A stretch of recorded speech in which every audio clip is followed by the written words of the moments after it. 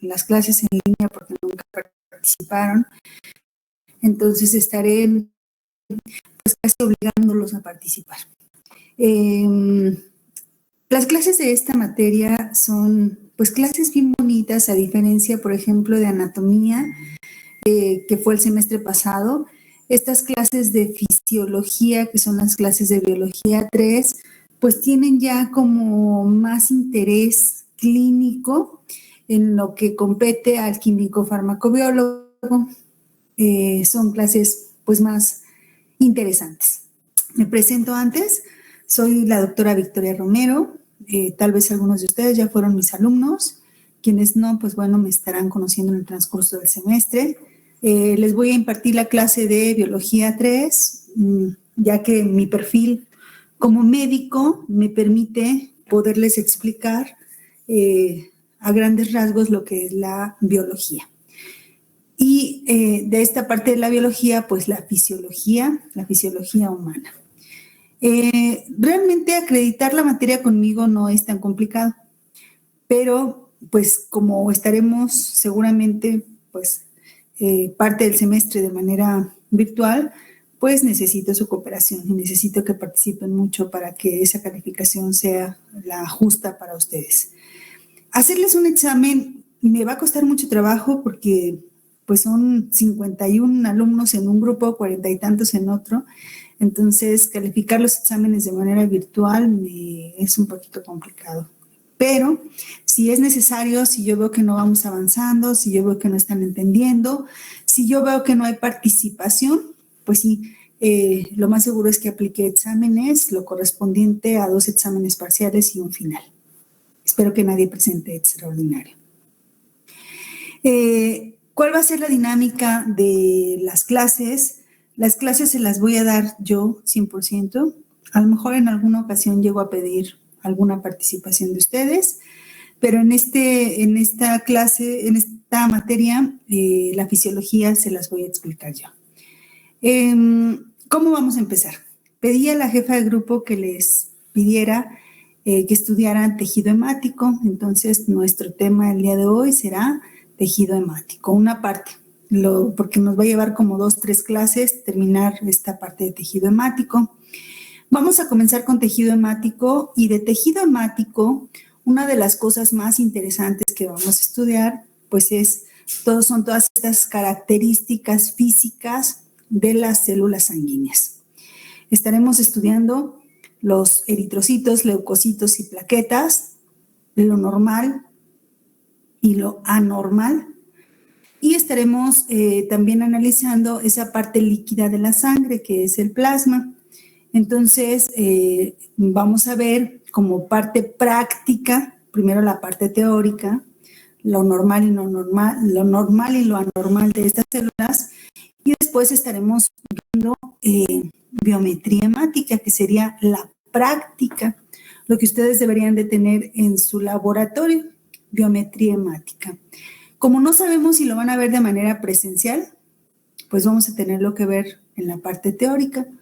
Vamos a ver aquí cómo se ve un frotis, una laminilla, qué es lo que tienen que observar en esa laminilla en la biometría hemática. Esto como práctica de tejido hemático. Después de tejido hemático, vamos a ver biometría hemática y química sanguínea. Lo normal y lo anormal también en el frotis. Después de tejido hemático, vamos a ver aparato circulatorio. Y de aparato circulatorio, pues vamos a ver un poco de cómo actúa la bomba cardíaca, qué hace, cómo funciona, cuáles son las enzimas que lo hacen trabajar, cómo es el sistema de conducción del corazón, cómo viaja la sangre por estos tubos, por capilares, venas, arterias. Y en esta clase de circulatorio no veremos ninguna práctica, solamente vamos a ver un poquito de electrocardiograma. Bien, en clase estaríamos viendo electrocardiograma, veríamos cómo se toma la presión arterial, veríamos cómo se toma el pulso y un poquito de reanimación cardiopulmonar, sin embargo, como no estamos en la clase, pues haremos lo que se pueda por aquí. En la siguiente clase vamos a ver aparato urinario. En aparato urinario estaremos viendo pues la fisiología de cómo se forma la orina, qué hace esa glándula renal para poder filtrar y depurar lo que no necesitamos. Y en este tema viene otro tema bien interesante que es examen general de orina. Entonces vamos a ver como práctica de esta materia el examen general de orina. ¿Sí? Y en examen general de orina pues vamos a ver esas características físicas y químicas del examen general de orina, el estudio macro y microscópico de un examen general de orina. Avanzamos y vamos a ver fisiología de la reproducción. Y en fisiología de la reproducción vamos a ver métodos de planificación. ¿Cómo actúan cada uno de estos métodos de planificación? Luego en esa clase es cuando más me ponen atención y cuando más preguntas hay. Es muy interesante, es muy padre esa clase. Después de fisiología de la reproducción, vamos a ver aparato digestivo. Y en aparato digestivo, pues vamos a ver también todas las hormonas que hay en el aparato digestivo que producen ácido clorhídrico. Vamos a estar viendo todas las funciones de cada uno de los aparatos digestivo. Vienen 3 prácticas, que serían coprológico, coproparasitoscópico y ángulo fresco. Y pues esos temas son interesantes porque pues es lo que ustedes van a estar observando todos los días, quien se vaya a la parte clínica de esta materia, están observando pues esto, lo coprológico, coproparasitoscópico y ángulo fresco.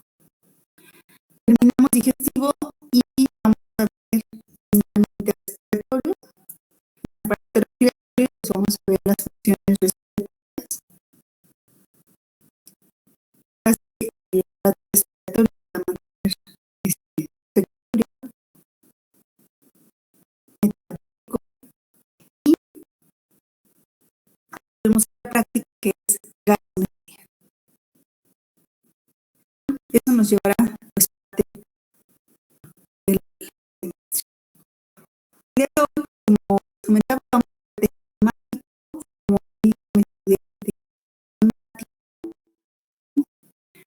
vamos a pedirle a Radio que nos diga qué estudio de tejido. Ay, pues estuve como repasando como lo que pone algunas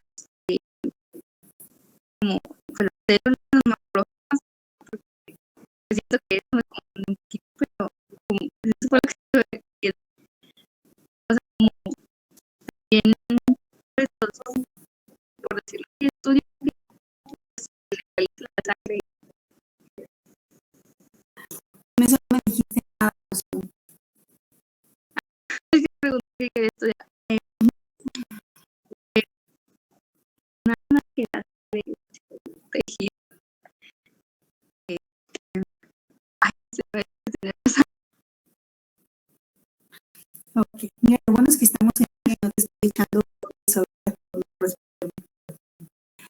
pero bueno, sabes que estás preguntando para que cada tema de lo que nos estudiando. Esta vez te doy chance, Rocío, porque no me diste ninguna respuesta. María Montserrat, prende su cámara, por favor, y me dice ¿qué estudio del tejido hemático?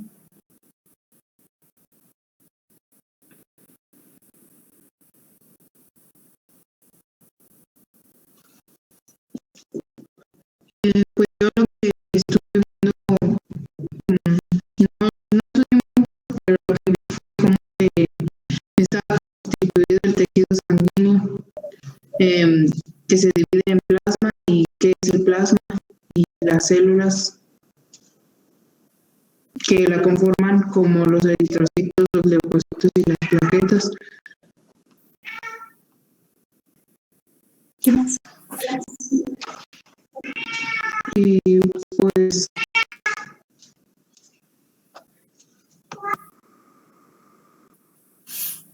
uno más de ustedes que no me dé una respuesta que haya sido estudiada y esta clase la posponemos hasta mañana, hasta que uno de ustedes, no, hasta que todos me hayan estudiado correctamente el tema. Vamos a ver. Anthony.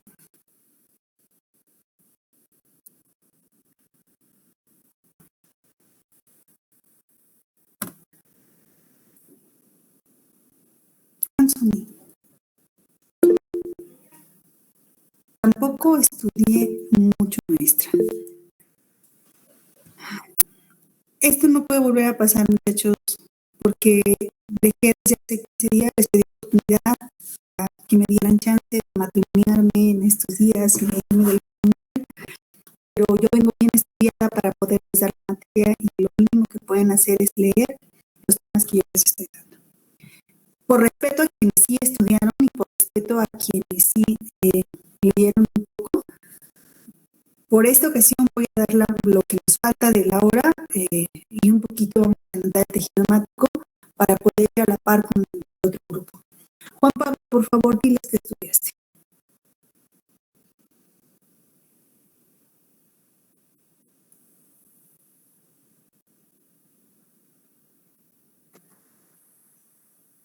¿Alguien escucha a Juan Pablo? Ya. Sí, no voy a aprender. Es que el tejido hemático está constituido por 45% de plasma y otro 45% es de sangre. Y pues la sangre está constituida por glóbulos blancos, rojos y las plaquetas. Y el plasma está constituido por proteínas, lípidos, glúcidos y podemos encontrar como sodio y potasio. Ok. Vamos a empezar. Gracias, Juan Pablo. Si menos peor. Porque sí estudiaron algunos. Permítanme un segundo.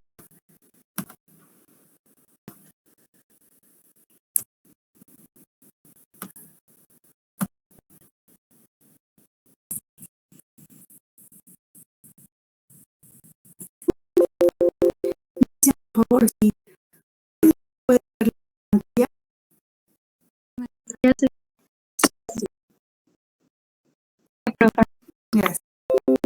Bueno, comenzamos con el tema del tejido hemático, que es un tema interesante y bonito.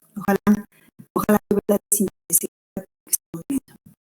Vamos a describir al tejido hematopoyético o al tejido hemático como un tipo de tejido conjuntivo que va a tener una función especializada o una función específica, que será la producción de las células de la sangre mediante un proceso que es conocido como hematopoiesis.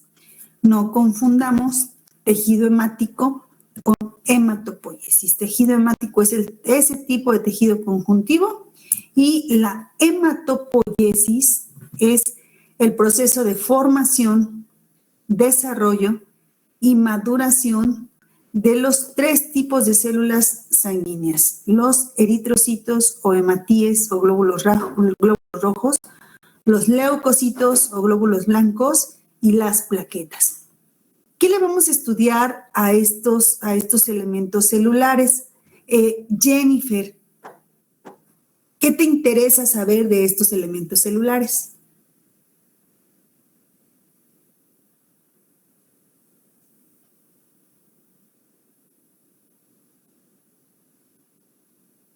Hay dos Jennifer, ¿cuál de las dos? Jennifer sabe, no sé qué dice. Muy bien. Entonces, ¿qué me interesa saber de los 3 elementos celulares, verdad? Así es, así es. Pues más que nada saber la composición de cada uno, la función de los leucocitos, eritrocitos y plaquetas, y saber cómo tener primero las bases para saber, para entender los estudios de sangre y todo lo que vamos a ver. a continuación. Muy bien. Su función, ¿qué más, Mónica?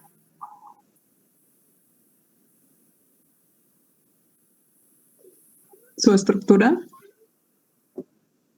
y cómo se pueden identificar cada uno. Su estructura, muy bien. ¿Cómo se pueden identificar?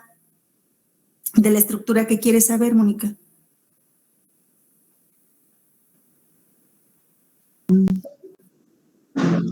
Pues, ¿cómo sería,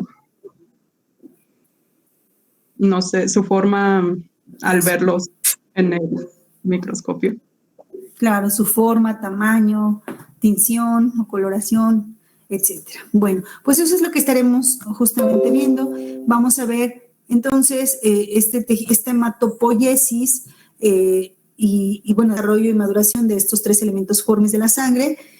Y bueno, como nos enseñaron en biología, en la preparatoria, todos sabemos que existe una célula madre totipotencial que genera otras células hasta avanzar a células o a formas inmaduras y finalmente salir al torrente circulatorio como formas maduras. De tal manera que el tejido hematopoyético y la hematopoiesis pues se encargan a partir de este precursor común indiferenciado, conocido como célula madre, de generar estos 3 tipos de células. La célula madre en el adulto se encuentra durante toda la vida adulta en la médula ósea y es la médula ósea la responsable de formar todos los elementos celulares de la sangre y los derivados celulares que circulan por la sangre. En condiciones normales, tiene que haber una coordinación entre la tasa de producción y la tasa de destrucción. Es decir, estos 3 elementos celulares tienen una vida media. Por ejemplo, los hematíes o los glóbulos rojos tienen una vida media de 120 días. Los granulocitos tienen una vida media de 6 a 8 horas. Vean qué diferencia. Las plaquetas tienen una vida media de 7 a 10 días. Y los linfocitos pueden tener una vida media muy prolongada y pueden sobrevivir hasta años. Es el caso de los linfocitos T y de los linfocitos B. Y entonces, para que se puedan mantener cifras normales de producción de esta célula, pues tiene que haber también una tasa de destrucción y de sustitución. Y estos se están renovando todos los días estos elementos celulares, ¿dónde? En la médula ósea. Esta es una fotografía electrónica de un hematíe, de un leucocito, que ya veremos más adelante. Durante la primera etapa de la vida embrionaria se están generando estos elementos celulares, pero no solamente la médula ósea se va a encargar de producir los elementos celulares de la sangre. Le corresponde al hígado, en una menor proporción al vaso, en otra menor proporción a los ganglios linfáticos y al timo, del segundo mes de vida embrionaria hasta el 7º mes de vida embrionaria. Son estos los órganos que se van a encargar de la hematopoiesis, porque la médula ósea todavía no está 100% madura. Es a partir del uterina y durante toda la vida que la médula ósea se va a encargar de ser el órgano hematopoyético desde el nacimiento, desde el 7º mes de vida, desde el nacimiento y durante toda la vida, ¿sí? Con su tasa de sustitución normal. Antes, del segundo al 7º mes, entonces el hígado, el vaso, los ganglios, el timo, y a partir del 7º mes de vida, intrauterino y durante toda la vida, será la médula ósea. ¿Y por qué la médula ósea? ¿Por qué no lo hace, por ejemplo, el vaso? ¿Por qué no lo hace, por ejemplo, el páncreas? ¿Por qué no lo hacen otros órganos después de la vida extrauterina? Pues resulta que la médula ósea es el lugar óptimo por las proteínas estructurales que tiene la médula ósea. Es decir, esta arquitectura que únicamente tiene la médula ósea permite que se formen pequeños nichos, donde va a estar albergada la célula madre. Y entonces estos pequeños nichos que albergan a la célula madre permiten que mientras esté resguardada ahí la célula madre, esté generando las formas inmaduras y ya completamente maduras de los hematíes. Estos nichos son creados por estas proteínas estructurales y por las células vecinas a la médula ósea. Y además permiten que además de que se maduran estos elementos celulares en estos pequeños nichos de proteínas estructurales, pues bueno, la vecindad que tienen con los capilares sanguíneos o con los vasos sanguíneos permite que viajen hasta los vasos sanguíneos ya en forma de eritrocito, leucocito y plaqueta. ¿Por qué? Pues porque únicamente la médula ósea tiene estas características. Dicho de otra manera, este tejido fino de proteínas estructurales, todos lo hemos visto. Y todos hemos visto, pues, un huesito, por ejemplo, de un pollo o un hueso de cualquier animal.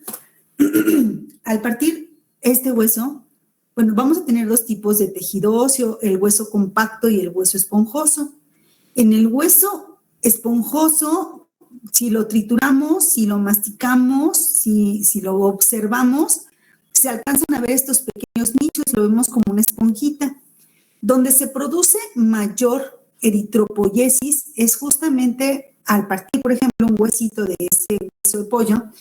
Lo que vamos a ver es la médula ósea, ese tejido colorcito moradito que vemos en el hueso del pollo o en cualquier hueso, pues es esto que ustedes están observando en este momento en la diapositiva. Estos nichos, ay Dios, sí. Estos nichos de proteínas estructurales que ustedes los alcanzan a ver ahí, exactamente abajo del hueso compacto, son las proteínas estructurales. Y estos nichos están en colindancia o en vecindad con los capilares sanguíneos. Entonces, dentro de estos pequeños nichos se está formando o se están formando los elementos formes o los elementos maduros e inmaduros de la sangre.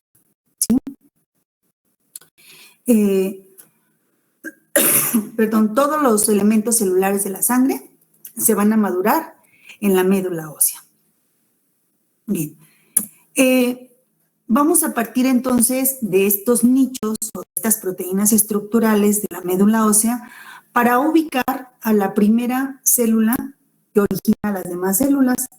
Conocida esta célula como célula madre o célula TOTI o pluripotencial. Y la vemos ahí en la diapositiva. A partir de esta célula TOTI o pluripotencial se generan nuevas células, que son las células progenitoras multipotenciales. Es decir, una célula madre no sabe si va a salir al torrente circulatorio como eritrocito, leucocito o plaqueta. Primero genera otras células inmaduras, que son las multipotenciales. Después de estas células aún inmaduras multipotenciales, se generan nuevas células, que son las células progenitoras comprometidas. Y entonces, como su nombre nos lo está indicando, estas células progenitoras comprometidas van a generar otras células inmaduras hasta seguir madurando y formar un eritrocito, una plaqueta, un leucocito en sus diferentes formas, neutrófilos, eosinófilos, basófilos o mastocitos, monocitos o macrófagos, los linfocitos T y los linfocitos B. ¿Sí? El tejido hemático entonces consta de dos componentes fundamentales. Uno, que son las células sanguíneas o los elementos formes, es decir, esos elementos sólidos que están circulando por el tejido hemático, y diversas sustancias o elementos químicos. Por un lado, entonces, tenemos a los elementos formes o a esa parte sólida de la sangre, y la otra parte que es la parte líquida, conocida como plasma. Esta contiene pues también elementos celulares y muchas otras sustancias que van circulando en la sangre. ¿Como cuál? Mónica, Vanessa, dime qué sustancias lleva el plasma.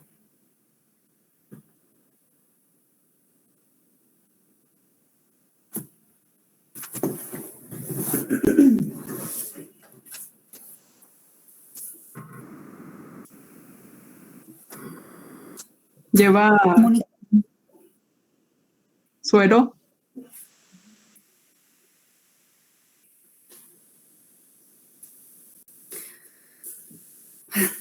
no. Al suero lo conocemos como plasma, entonces no, me estás dando la respuesta incorrecta. Claudia, por favor. Proteínas. ¿Eso? ¿Qué más?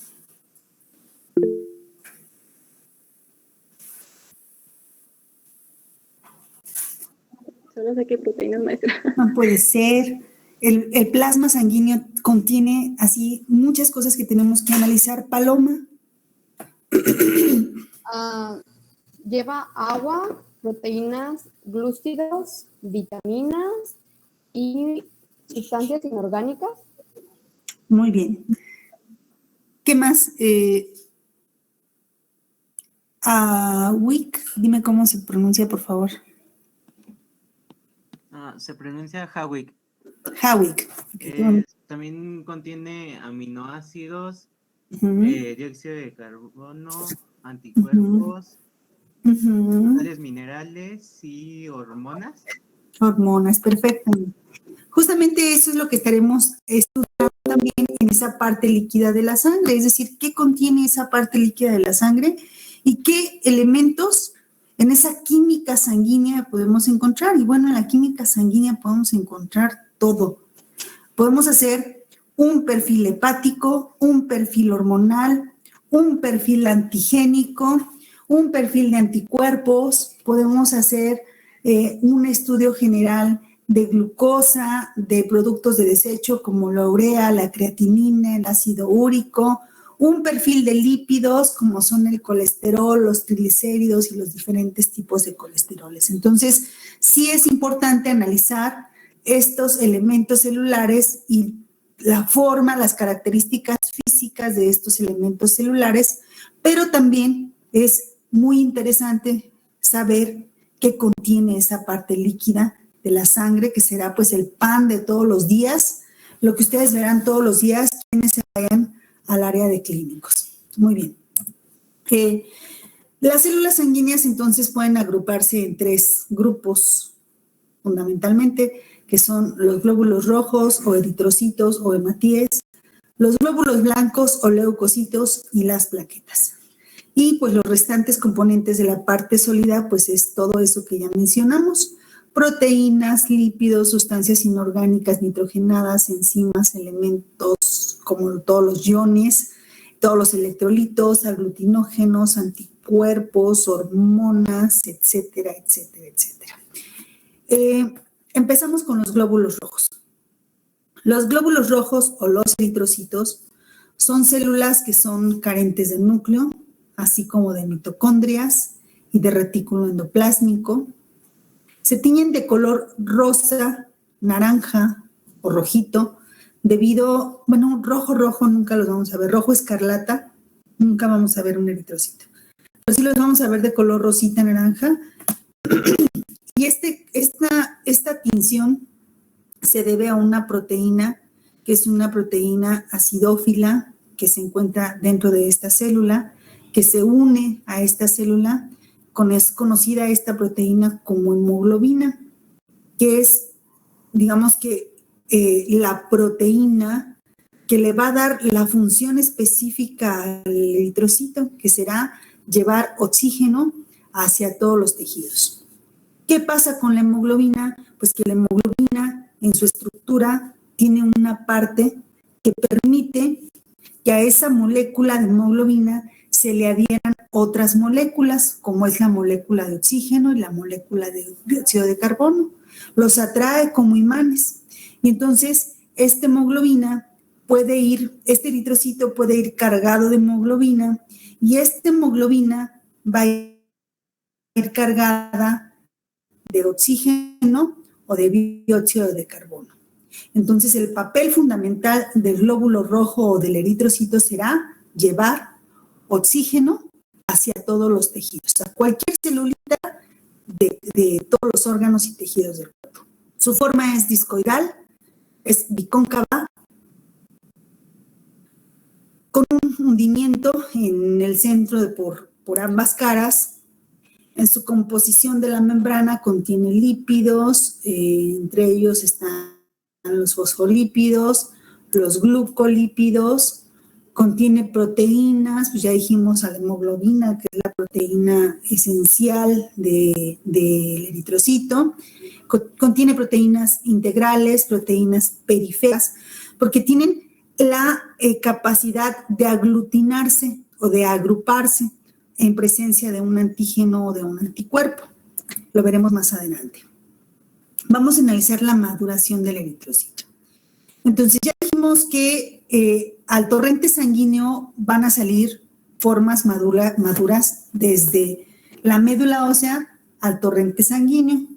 Entonces, los precursores de los eritrocitos en la médula ósea son los normoblastos o eritroblastos. Esta maduración va a continuar en una forma ordenada, como es así el de todas las células, en una forma bien definida, con todas estas células inmaduras, con la célula progenitora, la multipotencial y la comprometida. Entonces lo hará de una manera ordenada hasta que abandonan la médula ósea y entran a la sangre periférica en forma madura. Bien, al mismo tiempo que el normoblasto maduro, en el normoblasto maduro existe un incremento gradual en la producción de hemoglobina, pues también está produciéndose una destrucción de estos eritrocitos.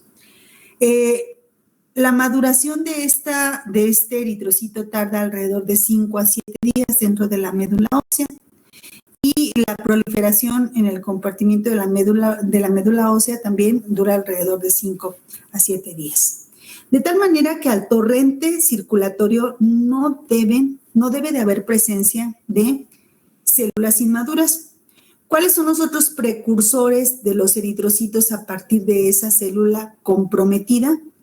Los pronormoblastos, los normoblastos basófilos, los normoblastos policromatófilos, los normoblastos ortocromáticos y el reticulocito. Ok. ¿Por qué se les llama basófilos, policromáticos o ortocromáticos? Por su forma de tinción, por el colorante con el que se tiñen. Pronormoblasto sería la forma más inmadura. Reticulocito es la forma menos inmadura antes de ser un eritrocito. Entonces, si yo en mi frotis, Paloma, si en mi frotis yo veo un conteo importante de reticulocitos, ¿qué te hace pensar? No estoy segura, no he investigado el tema sobre los eritrocitos, pero pues no se me haría normal para empezar. No se trata de que tengas seguridad o no, porque lo acabo de decir, lo estoy diciendo en lo que estoy describiendo. Paloma, de nuevo. Si son células inmaduras que se forman en la médula ósea y tú haces un conteo importante de reticulocitos, por lógica, dime qué estás pensando. Pues que ¿Qué estás diagnosticando? No estoy segura, maestra. No se trata de seguridad y no quiero esas respuestas en las siguientes clases. Estefanía. Hay una anormalidad, maestra. ¿Cómo qué? ¿Qué estaría pasando ahí? Que no se están madurando bien las células. Que no se están madurando bien las células, efectivamente. Pablo, ¿dónde estaría el daño? Pablo David. En la médula ósea, ¿no? Por supuesto. Si yo tengo fórmulas inmaduras en la médula ósea, o sea, si hago un conteo importante de reticulocitos, chispas, Mi paciente tiene un problema y un problema grave en la médula ósea. Pero, o sea, si hay un pronormoblasto, o sea, la situación todavía es más grave, porque ese pronormoblasto no, o un conteo importante de pronormoblastos, ese pronormoblasto no evolucionó ni a normoblasto ni a reticulocito, o sea, se quedó en la forma más madura. Y esto nos está indicando que la médula ósea de ese paciente está sufriendo daño. Causas de eso, pues muy conocidas, son las leucemias que nos van a dar muchas discrasias sanguíneas, ¿sí? Un segundo. Bien. Este es un glóbulo rojo de frente. Ahí vemos la concavidad y el glóbulo rojo lateralizado, donde también vemos esa biconcavidad. Si alguien me quiere preguntar algo, Rodrigo.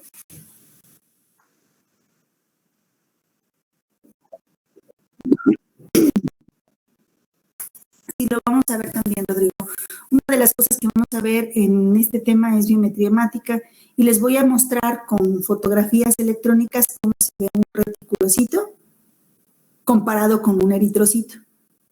Y vamos a ver también a las otras formas inmaduras, así como veremos también, por ejemplo, un megacariocito de una plaqueta, o como veremos algunas otras formas inmaduras de los glóbulos blancos.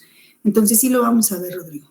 Ahorita estamos viendo las características físicas normales de un eritrocito, pero vamos a ver anormalidades diagnósticas. Vamos a ver las más comunes, cómo se ve un eritrocito patológico. Y cómo se ve un reticulocito, pues también lo vamos a ver, ¿ok?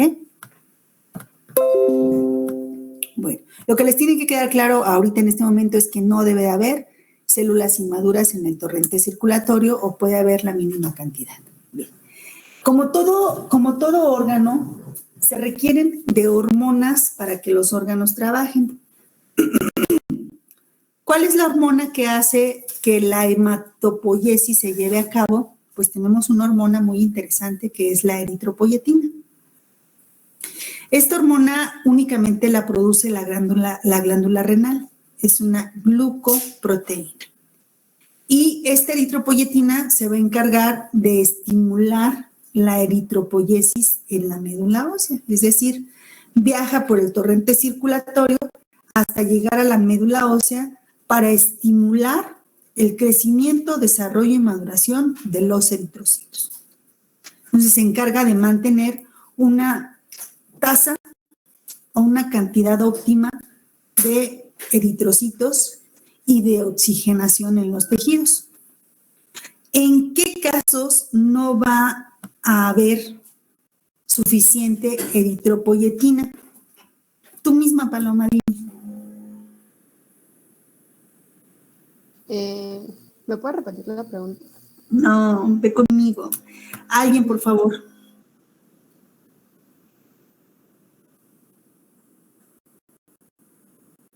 ¿En pacientes con enfermedades renales?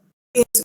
En pacientes con enfermedades renales, si estoy diciendo que la eritropoyetina se produce en el riñón, es la única hormona que se encarga de estimular esa producción, pues una persona con daño renal no va a tener suficiente eritropoyetina, de tal manera que una persona con insuficiencia renal o con daño renal, pues va a tener un muy bajo conteo de eritrocitos. Tal es el caso de pacientes, por ejemplo, con insuficiencia renal, que su conteo de eritrocitos es muy bajo. Por lo mismo, el conteo de hemoglobina también es muy baja. Son pacientes que van a estar con anemia durante pues, todo el proceso patológico de la glándula renal.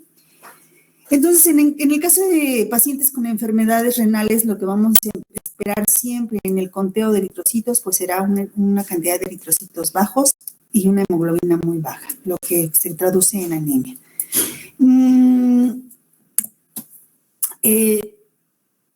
Esta es una imagen de un eritrocito. Maestra, perdón que la interrumpa, ¿le podría regresar un poquito? Permíteme.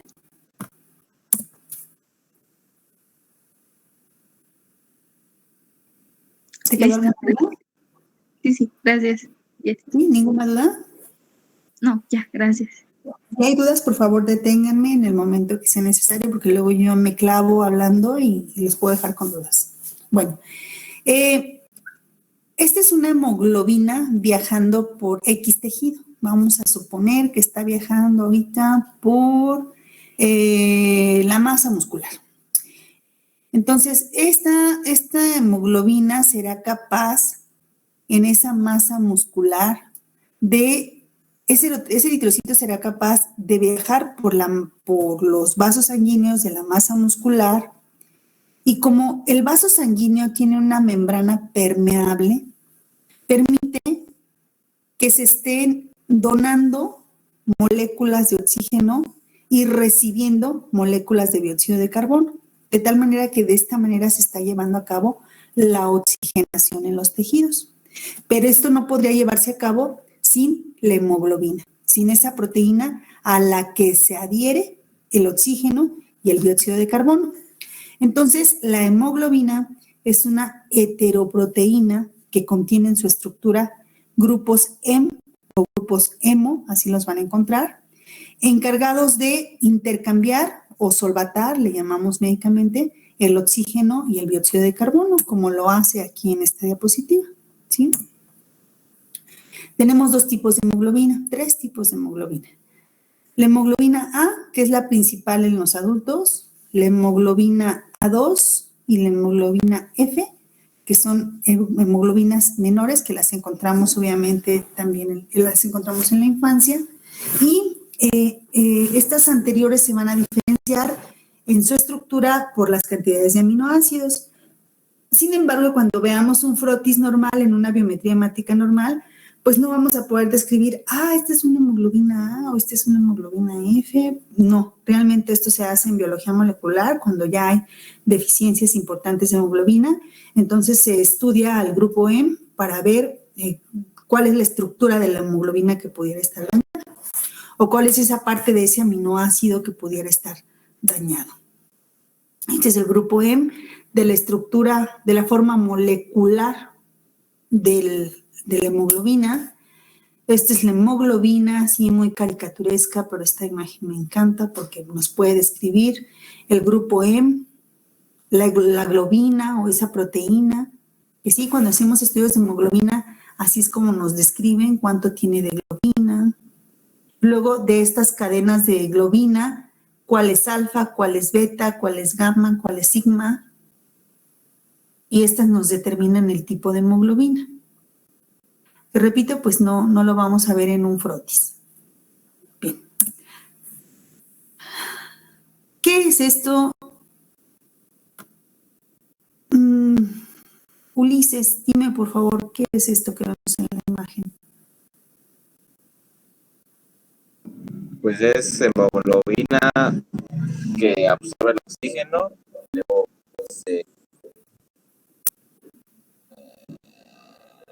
pues no se la transporta y luego algo así. Exactamente, es lo que estamos viendo, un eritrocito. Primero esa célula roja es un eritrocito que está sin carga de moléculas de oxígeno. Luego viaja por el torrente circulatorio y se carga de moléculas de oxígeno. Va pasando por ese tubo sanguíneo y va llevando oxígeno hacia los tejidos. O sea que la membrana del eritrocito es permeable, pero también la membrana de los capilares es permeable. Por eso permite que a través de difusión simple se esté llevando a cabo el intercambio de iones de oxígeno y de moléculas de oxígeno y de dióxido de carbono, ¿sí? Esto es lo que hace, esto es lo maravilloso del eritrocito. Esta es la función principal del bonito eritrocito. Los eritrocitos tienen una vida media de unos 100 a 120 días con una tasa de sustitución diaria del 0.8%.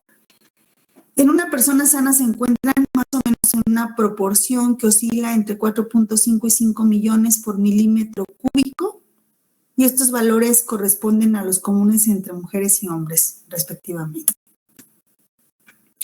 Esto es más de los eritrocitos, así los vamos a ver en una fotografía electrónica. Más de las células inmaduras, las diferentes células inmaduras, proeritroblastos, el eritroblasto. Mira, por ahí ya salió la diapositiva. Así es como los vemos a quien me preguntó, así es como se observa un proeritroblasto, así es como se observa un eritroblasto basófilo, un policromatófilo, un ortocromático. Vean qué diferencia con el reticulocito. Hasta el eritroblasto ortocromático parecen células nucleadas, no parecen, son células nucleadas. Luego, cómo evoluciona hasta reticulocito y finalmente hasta salir como una célula chonchita y cóncava, rosita o naranja, como eritrocito. ¿Sí? Alguien me levanta la mano, perdón.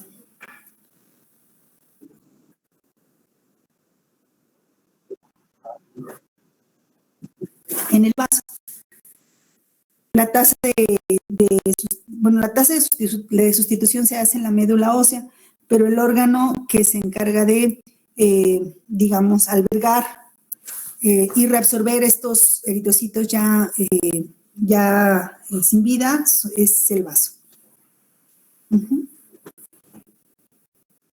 El timo, en el caso de los linfocitos T, sería el timo. ¿Hasta aquí alguna pregunta? ¿Alguna otra pregunta? No, maestra. Bueno. No, maestra. Ok, vamos a continuar mañana con esta clase. Les doy unos minutitos para que descansen y continuamos con hematocrito, que es otra parte del tejido hemático que vamos a estudiar. Veremos los demás elementos formes de la sangre, vamos a ver plaquetas, vamos a ver leucos, las características físicas.